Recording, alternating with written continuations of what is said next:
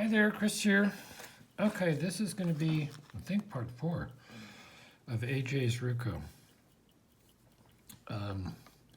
So what I've done, what I didn't show you on the last one, I spoke about it, but I said there was a little bit of a hitch with the other key pin that I made up, or that I used. And this is a Yale. And here is the little packet that he will get with all the key pins separated so he can put it together to work with this key pin and play with that. So that's all in one thing. What I didn't show you, I said there was a little bit of a hitch in it, and what the hitch, I talked about it, but it's really, once the key is in it and been turned, the driver pins want to drop down in these little slots and just give a slight catch, because this is a very old worn core.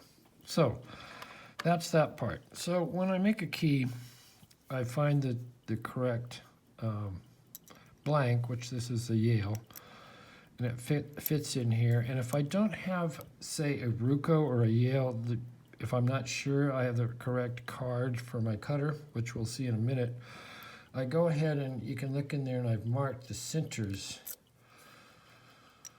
on where those pins are, and I hold it on the core like this and mark the centers. Hard to hold, but essentially where those are. So when I have it in the key machine, I can make sure that we're centered, that we're cutting our key slots, key pin slots in the correct spacing. So I'll hold this and we'll go over the key machine if we can. I have that kind of set up.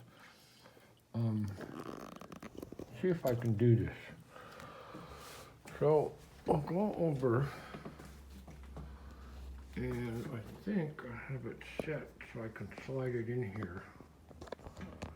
There's a key in my mouth, so I can't speak. All right, we're good with that.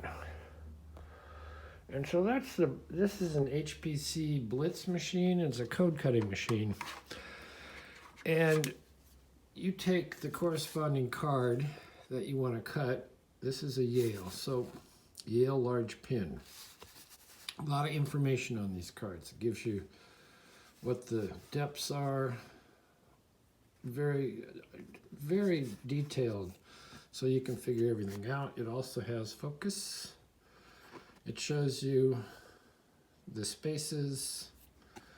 It shows you what cutter you need. So you have to have the right cutter on there. It also shows you which blanks this will cut for. Sometimes it will give you special information that you want to cut a little on each side because the cutter does not absolutely match. There's a lot of different cutters for this. I think I have 4 or so. Anyway, so you dial in your spaces and your depths. So we'll put this back in here, and let's see. What do we have for number 1? I have to look at this real quick, get an idea where we are.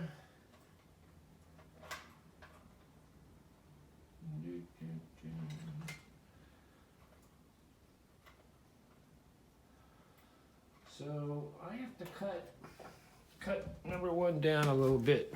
Well, I have to cut them all down, but so let me get in here. Focus. There we go. Goes into the correct jaws, and you have to have the correct jaws on here. There's A, and you can flip it over for B, and then there's also other jaws. If you want to cut a medico, there's a medico jaw. So you put it in here. There's our key, and there's a little flip up gauge that tells you if you're indexed correctly. Tighten that up, push that all the way down. Then we're going to dial over to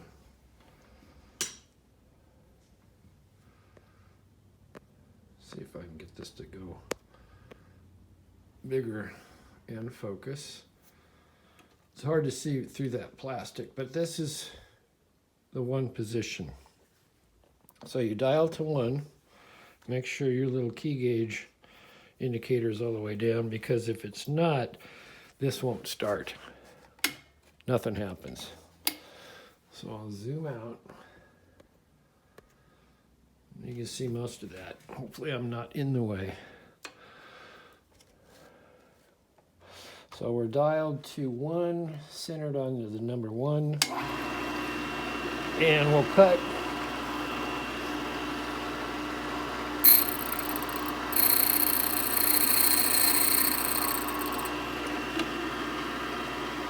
Because I don't know what the depths are, I cut just a little bit. See that? And I'll creep up on it, because I don't have a key gauge for those pins. I guess I could measure them and use the codes up here, but what I usually do is just get a feel for it, and I cut it about in between 0 and 1, and if we look at that, that looks pretty good.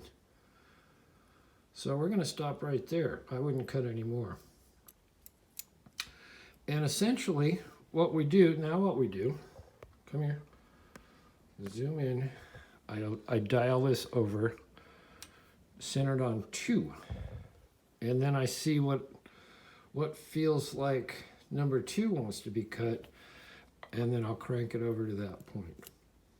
So I won't go through all 5 pins. But that's looking, see now it looks like it's high because it's worn away. But if we look at it here, it looks like it's just about the right height. Anyway, that will be checked.